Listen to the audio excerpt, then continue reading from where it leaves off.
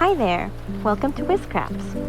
In this video, I'll be covering all the stitches I know, which are just 4 stitches. That's literally all I know how to do, but as you can see here, I'm able to make all these little cutesy things. I can also make useful or functional things like bags and stuff. Here are just some of the little friends I've made. And let's begin with what's called a slip stitch, I believe.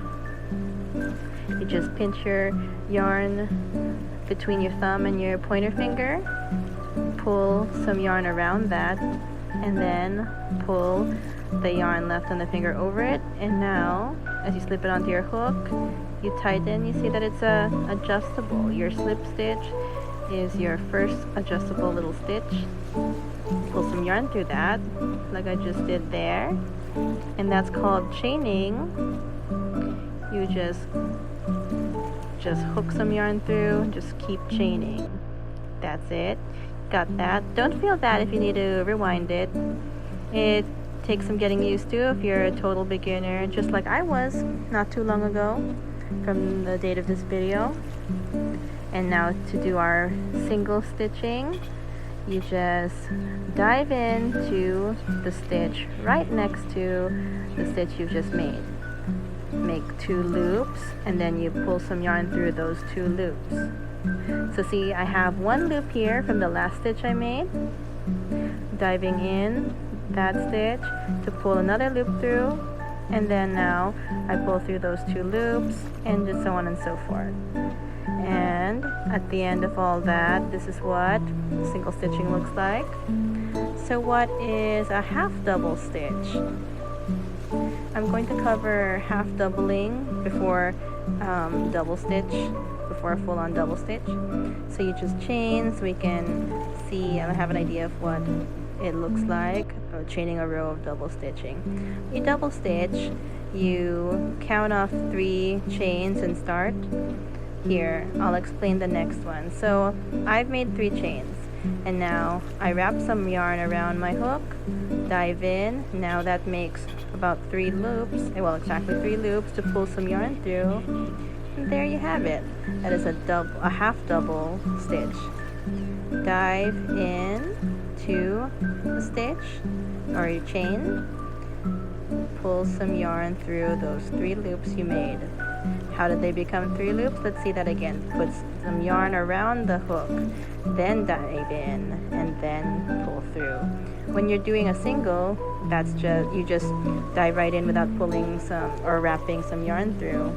A half double is just wrapping before you dive in. So let's chain some more, and now we're moving on to the double stitch. 1, 2, 3. That's how many chains I count before I dive in. And I don't just dive in. This is not a single stitch. I wrap some yarn around my hook. Then I dive in. And now I have 3 loops just like with a half double, but instead of taking it all the way through the 3, I take it through 2 loops and then the last 2 loops. Let's see that again. Wrap some yarn around, dive in, pull some yarn through. Now I have 3 loops. Pull some yarn through those first 2 loops, and then that makes 2 loops again to pull some yarn through again. Wrap some yarn through, dive in, pull through. There's 3 loops there. Pull through the first 2 loops, and now you have 2 loops again to pull some more yarn through. And that is a double stitch. You see how it's basically a half double, but you're pulling through the first 2 loops, and then it creates 2 loops to pull some more yarn through. You know what I mean? I don't know if I could explain that well, but if you just keep going over the video, even with the audio off and my explanation off, I think you can see what I'm doing here. It's pretty simple once you get the hang of it. Don't worry if it's daunting at first. It's normal. I mean, all this yarn and hooking it through, it's a little complicated at first. Okay, so what we're gonna do last is almost exactly like doing a double stitch, but what we're gonna do is make a fluffy little bubble or ball. So let me just chain about 3 to show you how I do this, so that about 3 chains is tall enough to make a double stitch. So we made a double stitch here. But how is it different from just double stitching? Instead of pulling through all the way with in the last loops, I just keep doing the second step over and over again, which is wrapping some yarn around my hook and diving in and then pulling through. See, it's making a bubble already. So how do I close that off? I bring it down. I just chain a little more so I can bring it down to where I started, chain through that or slip through that. I'm not sure what it's called in the crocheting community, but here we have a little bubble.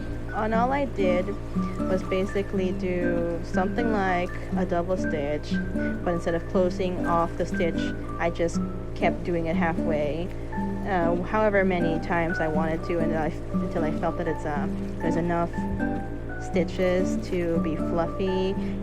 You can do as many as will fit into your first stitch. It doesn't really matter. Make it as puffy or as not puffy as you want. Here's my puffy little ball of stitches. Now, those are literally all the stitches that I know, and I'm able to make all these cutie little guys, amigurumi and whatnot. I also make some more functional things like bags, even a cell phone case, and see, it's a full-on cell phone case. I actually use that right now. And we also have this water bottle holder that I like to use, keep my water bottles nice and safe. Here's a backpack I made. There's just endless possibilities with crochet. And with that being said, you can make almost anything you want. Like I mentioned earlier, I only know these 4 stitches, nothing else, and I've made everything I've shown you so far. So I hope these instructions were helpful for you and easy enough to follow. Happy crafting!